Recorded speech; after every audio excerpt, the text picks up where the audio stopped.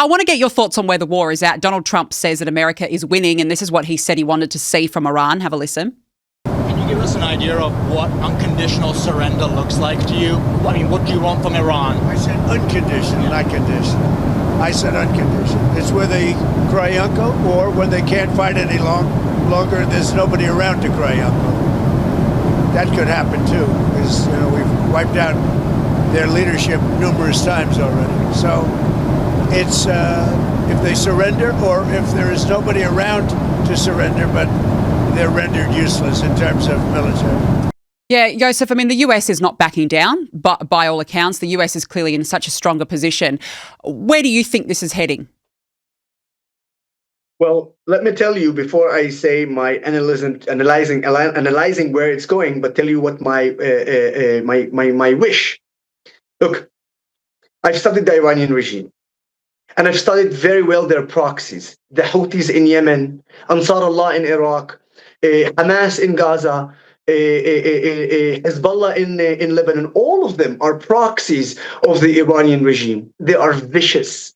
They are terrorists. And they want to kill anyone who does not align with their agenda, their sadistic agenda. Therefore, my wish is very simple. If you cut the head of the snake, you cut the whole body, and then everything is going to be much better in the Middle East. That's why my wish is that we must continue until the Iranian regime is completely destroyed. It is going to be very good for the Iranian people, as I said, for their freedom. It's going to be very good for us, for our security, for the stability of the Middle East, and of course for America, because America is the big target of the Iranian regime. So I urge Trump and I urge Benjamin Netanyahu, you must complete the job. We are experienced. Every time we did not complete the job, Hamas got stronger, Hezbollah got stronger, and the IRGC got stronger. So we have to finish the job. And one more thing, when it comes to the Israeli spirit, today I was actually across the entire state. I started my day in the north, up on the border with Israel and Lebanon, ended up here in Jerusalem, but in the way I was in Tel Aviv, and I went where the missile hit as well. The Israeli spirit is unbelievable. They are strong. We are strong, and we are ready. The front command are ready to do absolutely everything to give our fighters on the borders, on the front, to give them the power to continue to fight. That's why I'm telling you, here in Israel, despite the rumors and despite the lies, we are not giving up. We want to win. We are strong.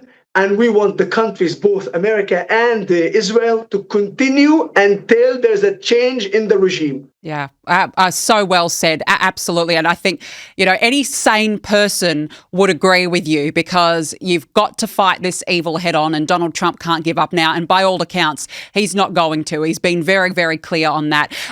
Before we let you go, I've got to just ask you about the liberal media. The bias has been a disgrace. Have a look at this. The BBC's altered the speech of the Secretary of War, Pete Hegseth. They did the same with Donald Trump a couple of months ago. Now, Hegseth said, it turns out the regime that chanted death to America and death to Israel received death from America and Israel, but somehow the BBC translated it to the people. Have a look.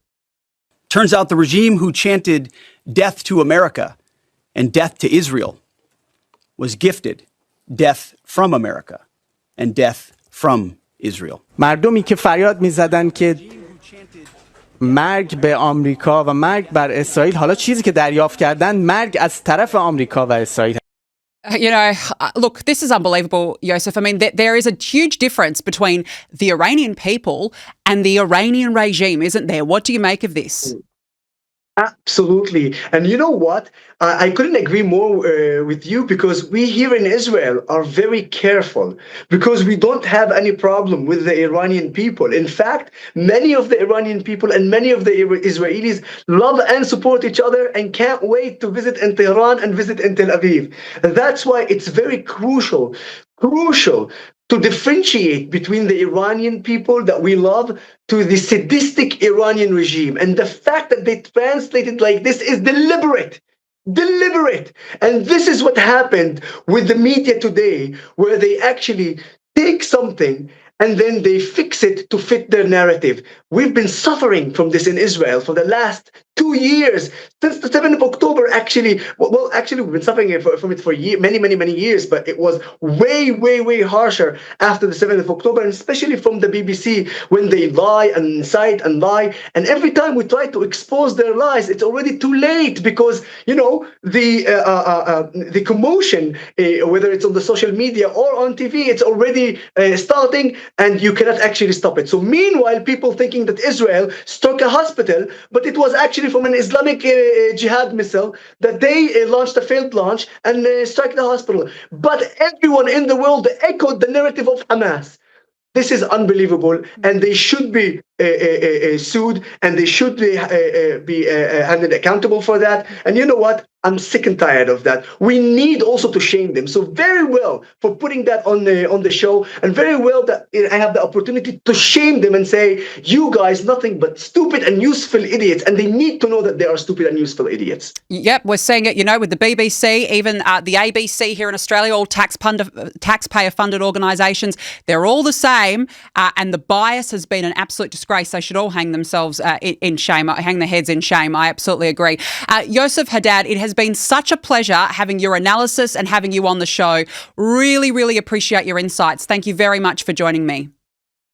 Shukran, toda. Thank you for having me.